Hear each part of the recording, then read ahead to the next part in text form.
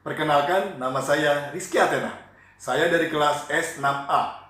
Hari ini, saya akan menjawab 3 pertanyaan yang diberikan oleh Ibu Happy, selaku dosen retorika. Sebelum saya menjawab 3 pertanyaan tersebut, saya ingin mengingatkan kembali kepada teman-teman semua untuk tetap berada di dalam rumah. Kenapa tidak boleh aktivitas di luar rumah?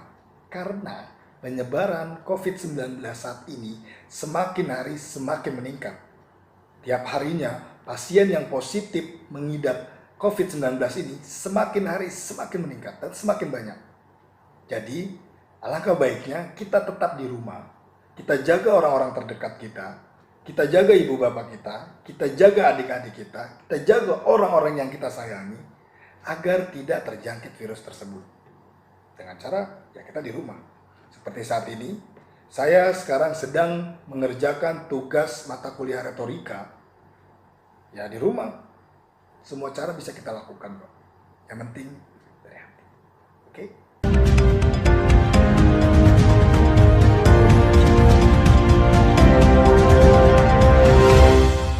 Sekarang saya akan tunjukkan 3 pertanyaan tersebut yang akan saya jawab.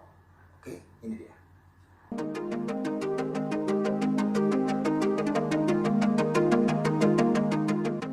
Oke, saya akan menjawab soal nomor 1 mengenai pentingnya retorika dalam masyarakat modern.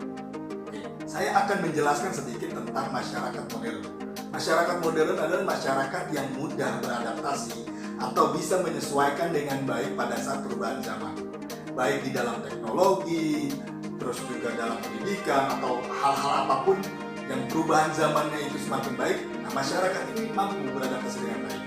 Nah, sebagai contoh, retorika itu penting dalam masyarakat modern. Kita bisa lihat sekarang sosial media atau seperti ada YouTube, Instagram, gitu kan, itu mempermudah masyarakat untuk mendapatkan retorika yang baik. Kayak contoh, di YouTube saya sering mendengarkan ceramah-ceramahnya Ustadz Abdul Somad, terus juga saya sering mendengarkan acaranya Deddy Corbuzier. Ya, itu salah satu retorika yang menurut saya sudah masuk dalam masyarakat modern. Tidak lagi yang harus kita pakai radio gitu kan mendengarkan, tapi tidak ada visualnya, atau kita live datang ke tempat suatu acara dan kita mendengarkan dia. Itu masyarakat zaman sekarang untuk yang modern itu lebih fleksibel. Jadi ya udah, kalau bisa di rumah mending di rumah gitu, kita pikir lebih santai dan bisa lebih kumpul pada keluarga. Menurut saya seperti itu untuk poin nomor 1.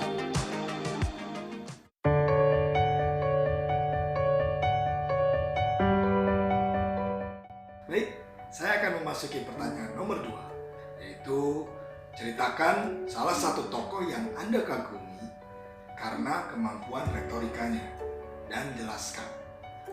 Tokoh yang saya kagumi di sini adalah Najwa Shihab. Beliau sangat baik dalam retorika. Dulu pertama kali saya bertemu dengan dia itu di salah satu stasiun TV dalam acara Mata Najwa. Di situ saya menyaksikan retorika yang dia bangun dalam acara tersebut sangat-sangat baik. Baik secara lisan maupun tulisannya, kami sangat mudah, atau saya tersendiri di sana sangat mudah untuk memahami setiap kata atau setiap bait yang dia lontarkan. Apalagi pertanyaan-pertanyaan yang dia tanyakan kepada narasumber yang pada saat itu jadi pembicara di sana, itu cukup beliau tuh tidak perlu menggunakan diksi yang banyak, tidak perlu menggunakan kalimat yang panjang, ya simple tapi pasti gitu, tapi bisa kena gitu. Nah, itu yang saya suka. Jadi karena mungkin retorika itu seni berbicara atau kemampuan untuk berbicara, nah ya itu saya anggap Najwa Shihab sangat baik. Apalagi dia di bidang politik, dan ini kenapa saya suka ya, dan sedikit saya jelaskan juga.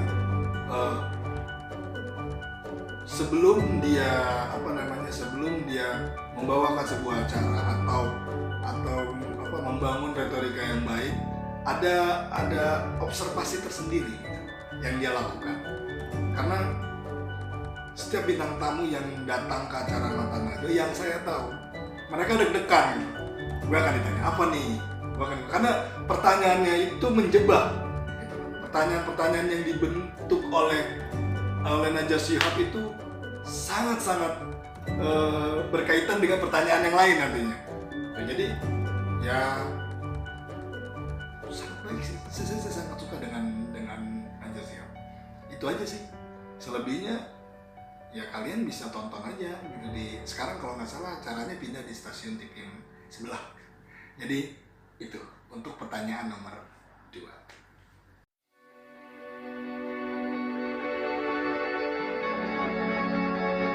Oke, sekarang kita masuk ke pertanyaan nomor 3, yaitu ceritakan imajinasi harapan Anda terkait dengan pendidikan di Indonesia, khususnya di tingkat sekolah menengah atas.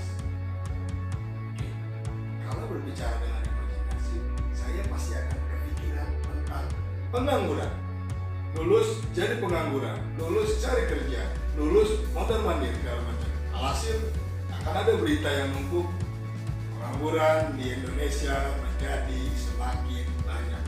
Wow, itu yang saya sangat-sangat takutkan. Apakah siswanya atau si penganggurannya yang semakin banyak dan lapangan kerjanya sedikit, atau lapangan kerjanya sebenarnya banyak tapi mereka tidak siap untuk menerima anak-anak yang baru lulus seperti ini? Pertanyaannya, apakah mereka memiliki kompetensi setelah lulus bekerja? Atau pada saat waktu di sekolah dia dibentuk untuk menjadi pekerja saja?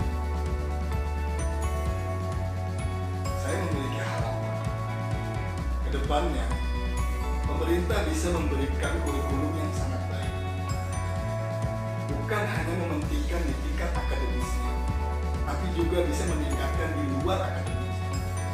Seperti contoh, mereka memiliki bakat, mereka memiliki keahlian. Kalau kita hanya mementingkan pendidikannya saja, dua hal ini tidak akan terbentuk dengan baik dan mereka tidak bisa mengembangkan. Alhasil, setelah mereka lulus, mereka akan menjadi syukur-syukur mereka lulus akan menjadi pekerja. Kenapa tidak kita merubah mindset mereka? Seperti yang saya dapatkan dan saya alami di universitas, saya merasakan bahwasannya bukan hanya pendidikan yang saya dapat di sini, tapi saya bisa mendapatkan wawasan, saya bisa mendapatkan ilmu untuk mensejahterakan diri saya. Kenapa hal itu tidak bisa diterapkan juga ke dalam tingkat sekolah menengah atas? Hasil mereka pada saat lulus mereka bisa menunjukkan tidak lagi harus menyusahkan kedua orang tuanya, tapi mereka bisa langsung berpikir, oke, saya lulus, saya harus menata hidup saya dengan baik. Asas-asas itu harus diterapkan. Jadi imajinasi saya sangat berharap pemerintah bisa membentuk kurikulum yang baik, baik dalam akademiknya dan baik juga dalam non-akademiknya. Kembangkan kreativitas mereka, asah terus agar mereka bisa menjadi jauh lebih baik dan mendapatkan kepribadian. Oke teman-teman, sudah semuanya saya jawab pertanyaan dari Bu Evi. Semoga bermanfaat untuk kalian semua. Dan apabila ada salah-salah kata, saya mohon dimaafkan. Dan jangan lupa subscribe di bawah, like dan komen. Oke?